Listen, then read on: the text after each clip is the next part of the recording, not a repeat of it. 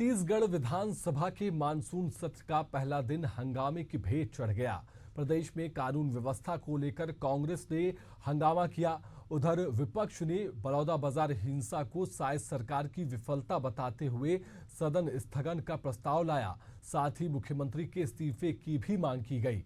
विपक्ष के इस आरोप पर सत्ता पक्ष ने भी जोरदार पलटवार किया, जिसके बाद से विपक्ष ने गर्भगृह में नारेबाजी की, जिसके बाद विधानसभा अध्यक्ष ने विपक्ष के सभी विधायकों को निलंबित कर दिया और सदन को मंगलवार सुबह 11 बजे तक के लिए स्थगित कर दिया। सदन की कार्यवाही पर देखिए हमारी ये खास रिपोर्ट।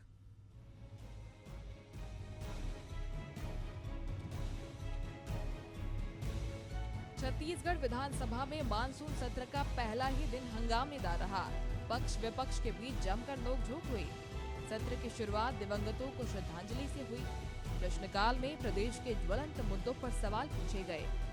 विपक्षी विधायक जनक ध्रुव ने वन भूमि में फर्जी हस्ताक्षर और सील लगाकर मांग पत्र बनाने का मामला उठाया। विधायक ध्रुव के सवाल पर विभागीय मंत्री ने उचित कार्रवाई का आश्वासन दिया। इसके बाद प्रदेशों के स्कूलों में शिक्षकों की भर्ती का मामला उठा तो सरकार की ओर से जवाब आया कि प्रदेश के 300 स्कूल शिक्षक विहीन हैं। मुख्यमंत्री विष्णुदेव साय ने जल्द ही शिक्षक भर्ती की बात कही है। हालांकि सरकार के जवाब से विपक्ष संतुष्ट नहीं दिखा। सदन में सबसे ज्यादा हंगामा बलौदाबाजार हिंसा मामले में हुआ। विपक्ष ने इस मामले में चर्चा के लिए स्थगन लाया। हालांकि इस मामले में न्यायिक जांच चलने का हवाला देकर स्थगन प्रस्ताव अस्वीकार कर दिया गया। पूरे प्रदेश में देश में पहली बार हुआ है कि कलेक्टर और एसपी कंपोजिट बिल्डिंग है उसको क्षतिग्रस्त करके आग में झोंक दिया गया हो। ऐसी घटना इतिहास में पहली बार हुआ है।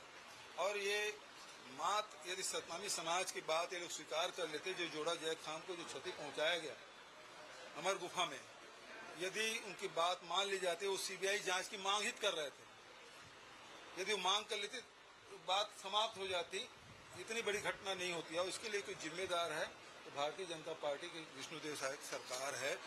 बहुत सारे तथ्य थे, हमारे साथियों ने रखा भी। ग्राह्यता पे चर्चा करते हुए हम लोगों ने कहा कि ये कलेक्टर एसपी को निलंबित करना ये स्पष्ट करता है कि सरकार मान ली है कि उनसे सबसे बड़ी गलती हुई है, चूक हुई है।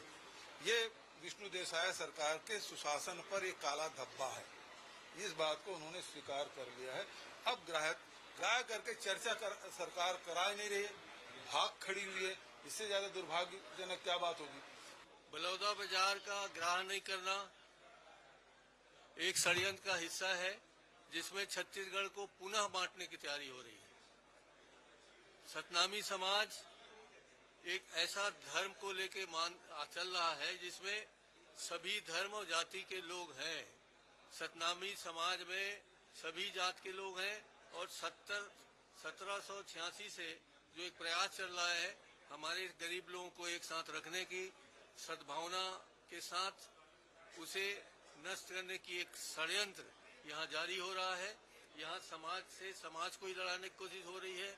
यहाँ समाज से अन्य समाज को अलग करने की कोशिश हो रही है।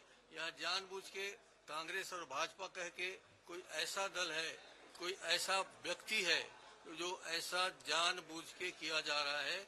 हम इसकी निंदा करते हैं। हम पुनः अभी आएंगे। हम माननीय अध्यक्ष महोदय से निवेदन करेंगे कि इसे ग्राह्य किया जाए, हमारी बात को सुनी जाए, हम ज्यादा से ज्यादा तथ्यों को सामने ला सके, ये हमारा निवेदन है। बलौदाबाजार हिंसा मामले में स्थगन अस्वीकार होने के बाद विपक्ष उत्तेजित हो गया। साथ ही इस मामले में गलत कार्रवाई और लीपापोती करने का आरोप लगाते हुए नारेबाजी करने लगा। विपक्ष के आरोपों पर विभागीय मंत्री विजय शर्मा ने जवाब दिया। मंत्री विजय शर्मा ने सदन को तमाम वस्तु स्थिति से अवगत कराया। उन्होंने घटना की शुरुआत से लेकर जांच कमेटी के गठन तक सरकार की पूरी कार्रवाई गिनाई। षड्यंत्र तो हुआ है, मान रहे हैं, उसी की जांच चल रही। समय से बात सामने भी आएगी, किसने किया षड्यंत्र, कौन वहां गया, क्या हुआ, इसकी जांच तो हो ही रही है और पता चलेगा आगे। जांच एजेंसियां जांच कर रही हैं। जिनके पास जो जानकारी है, जिसको चिंता है, वो जाकर जरूर बताएं। मेरा आग्रह उनसे है, सदन में बताना, यहाँ वहाँ जांच एजेंसियां जो जांच कर रही हैं उनको भी जरूर बता दें कि ऐसी ऐसी बात है और इस पर हमको जांच करनी चाहिए। आपको चिंता है, आप जरूर बताएं।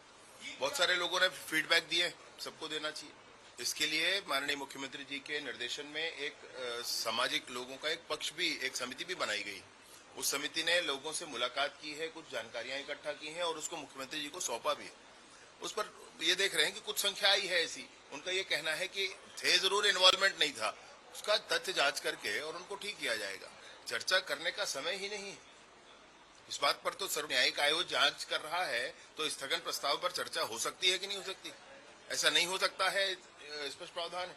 इसलिए माननीय अध्यक्ष महोदय ने अंतिम निर्णय किया इस पर। और चर्चा का इसमें रह क्या गया है, बचा क्या है? सबने बोला है, सबको बोलने का अवसर मिला है, सबने बोल लिया है और जो इतना बोला है वही मामले हैं, उतना ही विषय। छत्तीसगढ़ विधानसभा का मानसून सत्र का पहला दिन हंगामे की भेंट चढ़ गया। हालांकि सत्र में प्रश्नकाल के दौरान प्रदेश के ज्वलंत मुद्दों पर सवाल पूछे गए और सरकार ने जवाब दिए भी। आने वाले दिनों में अभी सरकार के कई काम बाकी है, लेकिन पहले दिन ही विपक्ष ने अपने तेवर दिखाकर बता दिया है कि मानसून सत्र में वे सत्ता पक्ष को घेरने के लिए पूरी प्लानिंग में है। एशियन न्यूज के लिए शशिकांत साहू की रिपोर्ट।